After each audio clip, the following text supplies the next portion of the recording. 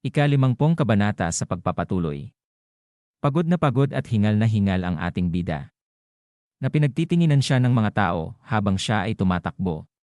At napatigil siya at nanlaki ang mga mata nang makita niya sa kanyang unahan ang mga supporting team na napasabi ang ating bida sa kanyang isip na sila daw ang mga escort warriors na nagbabantay sa Pier Flower Garden. Habang mabilis na tumatakbo ang mga kabayo nito ay sinisigaw na huwag daw silang humarang sa daan. Sinigaw na sinabi ng ating bida habang malapit nang dumaan sa kanyang gilid na huminto daw sila. Dagdag pa niya na sinigaw na huminto daw sila. Siya daw ay si Li Jungryong ng Heavenly Dragon. At nagulat ang ating bida nang siya ay lampasan lamang ng mga ito. At tiningnan ng ating bida ang mga ito na naiinis na sinabi na buwisit. Nakatingin pa din ang ating bida na nangangalit ang mga ngipin na sinabi sa kanyang isip na kahit na daw mag-isa siya, wala daw siyang pagpipilian kundi tumakbo papunta sa Pier Flower Garden. Sinabi pa niya sa isip na masyadong malayo daw ang 4 na kilometro nang walang kasanayan na kinggong. At mabilis na napalingon ang ating bida nang may makita siyang kabayo. Na sinabi ng ating bida sa kanyang isip na tama. Meron daw nga palang isang stage station dito. At lumipat ang eksena kung saan makikita ang Pier Flower Garden na napapalibutan ng berdeng usok. At makikita ang ating bida na mabilis na nagpapatakbo ng kabayo na nakarating na dito. At tumingin siya sa paligid at nagugulat na sinabi na ito daw ay poison fog na makikita ang mga bantay ay nakahandusay sa sahig at walang malay. Bumaba ang ating bida sa kabayo na nagtakip ng ilong na sinasabi niya sa isip na. Ayos pa daw siya at salamat daw sa talisman at sa 1000 taon ng essence ng langit at lupa. Dagdag pa ng ating bida na pero maaaring hindi daw maganda ang kalalabasan kung magtatagal pa siya dito.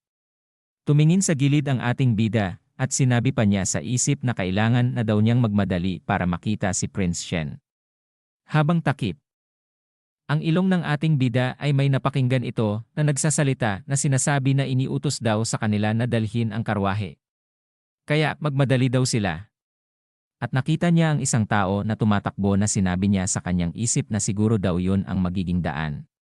At lumipat ang eksena kung saan makikita ang tinutuluyan ni Prince Shen habang ang mga asasin ay paakyat na sa hagdan. At sinigaw ni Hallmaster Huang Jiakuong na silang lahat daw ay panatilihin ang kanilang depensa. At huwag daw nilang hayaang makalagpas ang sinuman. At isang tao ang makikitang titira ng palaso. At ito ay pinakawalan na mabilis na tumama sa isang escort warrior sa harap ni Hallmaster Huang Jiakuong. At nagalit ito na sinigaw niya na hayop kayo. Dagdag pa niya na sinigaw sa pumana na papatayin daw niya ito ng sarili niyang mga kamay. At makikitang muli ito natitira muli ng palaso habang sinabayan ito ng katabi niyang matandang master na mabilis ding umabante. At ito ay mabilis na hinarang ni Hallmaster Huang Jiakuong na sumisigaw. At ilang saglit pa ay naramdaman niya at ito ay nainis na napasabi sa kanyang isip na ito daw ay isang bakal na palaso. At ang matandang master na kanina ay sumabay sa pagtira ng palaso ay nakarating sa kinaroroonan ni Hallmaster Huang Jiakuong. Na sinabi ng matanda sa kanya na nasira na daw ang kanyang balansi. At pagkatapos ay mabilis na sinipa ng matandang master na makikita ang malakas na impact sa likod ni Hallmaster Huang Jiakuong. At ito ay napatilapon ng malayo sa lakas ng sipa na ginawa ng matandang master. At napasigaw ang escort warrior na Hallmaster. Samantalang napatingin din ang kalaban nito dito. At makikita si Hallmaster Huang Jiakuong na dumadaing ng sakit habang hawak ang kanyang espada na sinabi nito na ayos lang daw siya. At silang lahat daw ay manatili sa kanilang mga posisyon. At sinabi pa niya habang nakatingin sa kanya ang matandang master na hindi makapaniwala. Nawinika pa niya na ang estilo daw ng martial art na yan. Hindi daw niya akalain. Ang ekspertong nanggaling sa embroidered uniform guards. Ay ang naging buhay daw niya ay tulad ng isang tulisan. At sinabi pa niya habang makikita muli ang muka ng matandang master na tumatawa na mukhang nakuha daw naman niya ang posisyon bilang leader. At pagkatapos ay sinabi ng matandang master kay Hallmaster Huang Jiakuong na papatayin daw niya siya nang walang pagdurusa kung aalisin daw niya ang sagabal sa daan. Tumugon na sinabi ni Hallmaster Huang Jiakuong na asa ka pa. Nagagawin daw niya iyon. At nagulat ito nang bumukas ang pinto sa kanyang gilid. At lumabas si Prince Shen na sinisigaw na tama na daw. Lahat daw sila ay tumigil na. Na hindi makapaniwala si Hallmaster Huang Jiachuong sa ginawa ni Prince Shen na nag-aalala. Madiing itinikom ni Prince Shen ang kanyang kamao na sinasabi ni Hallmaster Huang Jiachuong na mahal na kamahalan delikado daw dito sa labas, pakiusap siya daw ay bumalik na sa looban. Hindi nakinig sa kanya ang kamahalan, imbes ay isinigaw nito na alam daw niya kung sino ang nagpadala sa kanila dito. Sinabi pa niya na itinago daw niya ang bagay na yon, at siya lamang daw ang nakakaalam ng kinaroroonan nito. Dagdag pa ng kamahalan na makikita ang matandang master na nag-iisip na wala nang masyadong oras para daw sa kanya. Dahil paparating na daw ang suporta mula sa Heavenly Dragon Escort Agency. Sinabi pa ng kamahalan na inilagay ang kamay sa dibdib na ihinto na daw nila ang pagpatay sa inosenteng mga tao. At siya daw ay kunin na nila bilang isang hostage. Na ikinaputla ng muka ni Hallmaster Huang Jiachuong na nagtataka. Na sinabi naman ng matandang master na okay sige kung ganun. At nakaluhod na sinabi sa kanya ni Hallmaster Huang Jiachuong na mahal na kamahalan bakit daw niya ito ginagawa. At nakapikit na tumugon ang kamahalan na ginawa daw naman niya ang kanyang makakaya. At nanginginig ang kamao ng kamahalan na sinabi pa nito kay Huang Jiachuong na siya daw ay manatili dito upang protektahan ang kanyang asawa. Na nakatingin si Hallmaster Huang Jiachuong sa kamay ng kamahalan. At makikita ang muka ni Hallmaster Huang Jiachuong na nangangalit ang mga ngipin na naiinis, habang sinasabi ni Prince Shen na nais daw niya ng kaunting kasiguraduhan bago daw siya umalis. Pababa na sa hagdan si Prince Shen, habang nakaluhod na sinabi ni Hallmaster Huang Jiachuong na bilang isang mapagpakumbabang lingkod ng inyong mahal na emperador, hindi daw niya ipagkakait ang kanyang buhay upang daw protektahan siya. Habang papalapit sa mga ito si Prince Shen, ay sinabi ng matandang master sa tagapana nitong kasama na mauuna na daw siya kasama si Prince Shen. At sundan na lang daw nila sila pagkatapos nilang asikasuhin ang mga patay. At gumalang ito na tumugon na masusunod daw yon Ginoo. At makikita ang karwahe na sasakyan ni Prince Shen na nakahanda na. At sinabi sa kanya ng matandang master sa nakapikit na kamahalan na mabuti pang sumakay na daw siya dahil mahaba pa daw ang kanilang tatahakin. At nanlaki ang mga mata ng kamahalan nang mapakinggan niya ang kanyang asawa na tinatawag siya. Na umiiyak na sinasabi na paano daw niyang nagawang iwan siya dito. Na makikita si Hallmaster Huang Jiachuong na nangangalit ang ngipin at naiinis. At biglang lumuhod na isinigaw na aming mahal na kamahalan. Susundan daw niya ito pagkatapos, ipinapangako daw niya ito. Nalumingon ang kamahalan na may kakaibang muka na tinitingnan ng matandang master. At makikitang sumakay na ito at isinara ang pintuan ng karwahe. At sumakay na rin sa kabayo ang matandang master na sinabi na umalis na daw sila. At makikita ang kamay ng isang tao na hawak ang tali ng karwahe na tumugon na masusunod daw ito, Ginoo. At makikita ang ating bida na siya pala ang nagmamaneho sa karwahe na sinasabi na sisiguruhin daw niyang makararating siya ng maayos at ligtas. At dito na po nagtatapos ang ika-50 kabanata.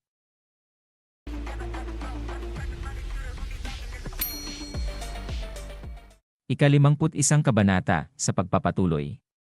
Mapapakinggan ang paghiyaw na pinapatakbo ng mabilis ang kabayo na may karwahe. At makikita ang mga itong pinapangunahan ng matandang master. At ang gulong ng karwahe ay tumama sa isang nakausling bato dahilan ng pag-alog ng kamahalan. At sinabi nito sa ating bida na nagpapanggap na asasin na nagmamaneho ng karwahe na kung pwede daw ba silang maghinay-hinay ng kaunti. Tinitingnan ng ating bida ang matandang master na sinasabi sa kanyang isip na ang akala daw niya ay papuntang silang Hilaga patungong Beijing, pero sila daw pala ay patungo sa silangan. Dagdag pa niya na ang kalsada daw na ito ay patungo sa bundok ng ilog ng Qiantang.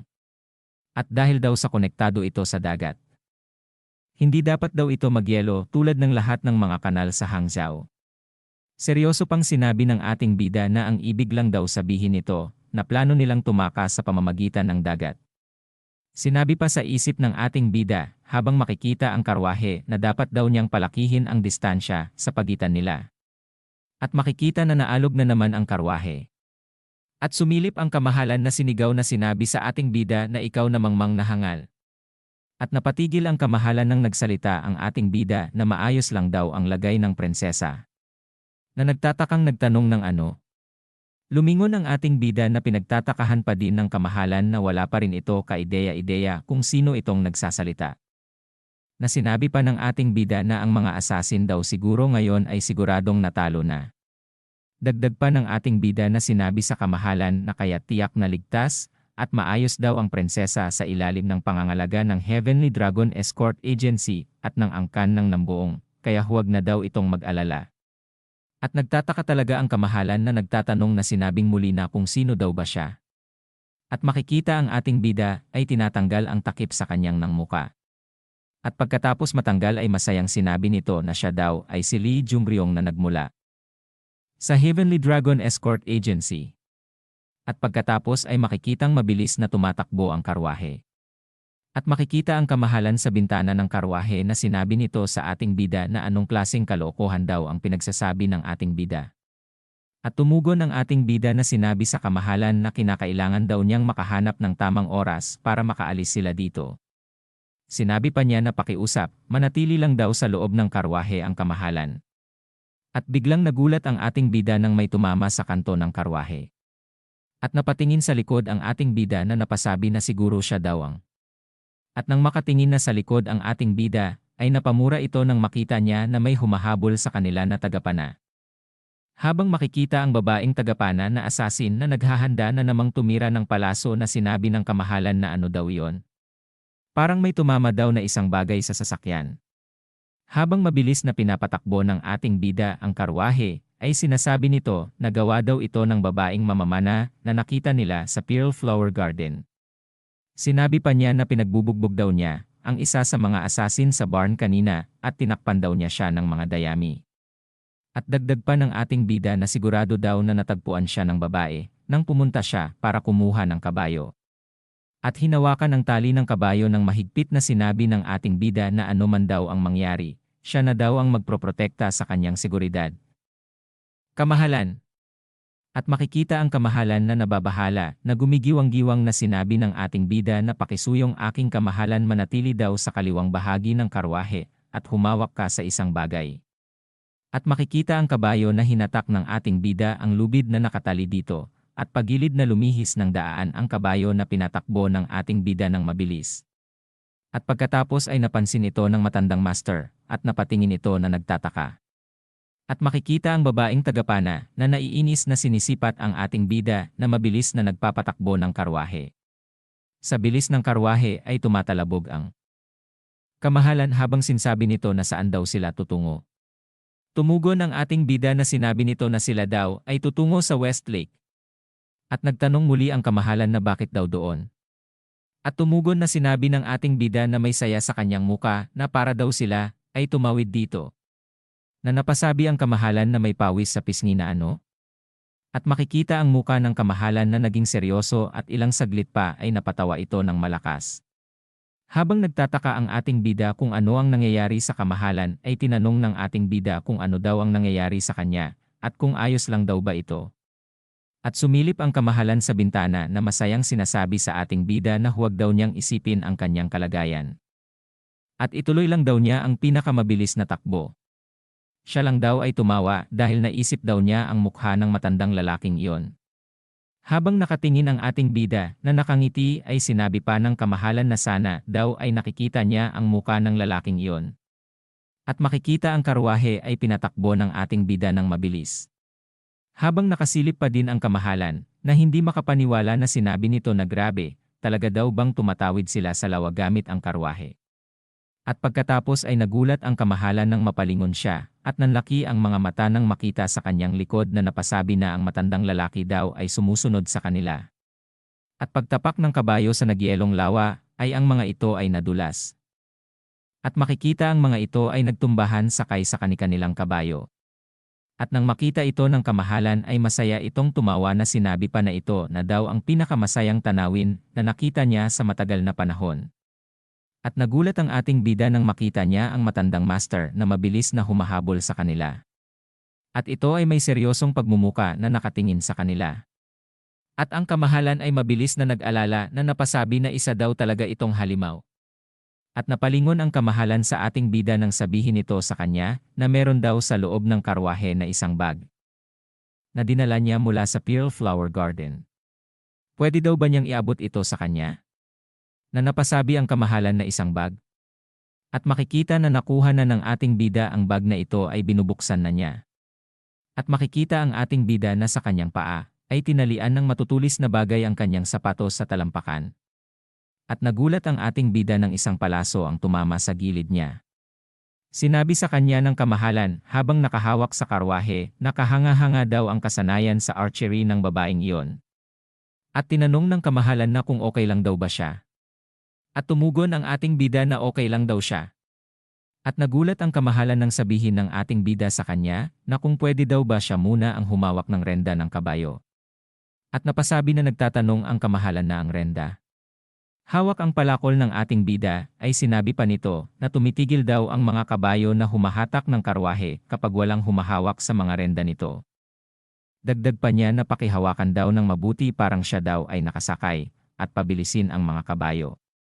Sinabi pa niya habang nakasilip na nakatingin sa kanya ang kamahalan na. Pagdating daw niya sa kabilang bahagi ng lawa, dapat daw nandyan na ang mga escort warriors mula sa Heavenly Dragon Escort Agency para salubungin siya. At tumugon ang kamahalan sa kanya na paano daw naman siya. At makikita ang muka ng ating bida na may pawis sa may bibig na susubukan daw niyang manalo at mabigyan daw niya ng oras na kailangan niya. Nababahalang tumingin sa ating bida ang kamahalan na sinabi niya sa ating bida na pero ang matanda daw na yon ay isang bihasang master. Bakit hindi na lang daw niya pabilisin ang kabayo? At sinabi ng ating bida sa kamahalan na ito daw ay kanyang trabaho. Na makikita ang mata ng kamahalan na nanlaki na tumingin sa ating bida. Sinasabi pa ng ating bida habang mabilis na tumatakbo ang karwahe na maaaring daw ba siyang magtanong ng isang bagay sa kanya? Pasensya na daw kung medyo bastos. Tumugon ang kamahalan na okay lang daw magtanong na siya. Na makikita ang matandang master ay mabilis na hinahabol sila. Sinabi ng ating bida na makikita ang muka nitong masaya na kung makakaya daw niyang protektahan siya ngayon, sana daw ay magawan niya siya ng pabor balang araw. At tumawa ng bahagya ang kamahalan na sinabi nito na bakit parang mas nakakatakot pa daw ang pabor na hinihiling niya kaysa sa mga banta ng mga asasin. Habang patuloy sa pagtakbo ang karwahe ay sinabi pa ng kamahalan na siya daw ay nailigtas ang buhay niya at ng kanyang anak na babae. At anuman daw ang kanyang hilingin, hindi daw ito mas mahalaga kaysa doon. At makikita ang palakol at ang matandang master na sinabi pa niya na ito daw ay isang pangako niya. Habang nagkaharap na ang ating bida at ang matandang master. At dito na po nagtatapos ang ika-51 kabanata.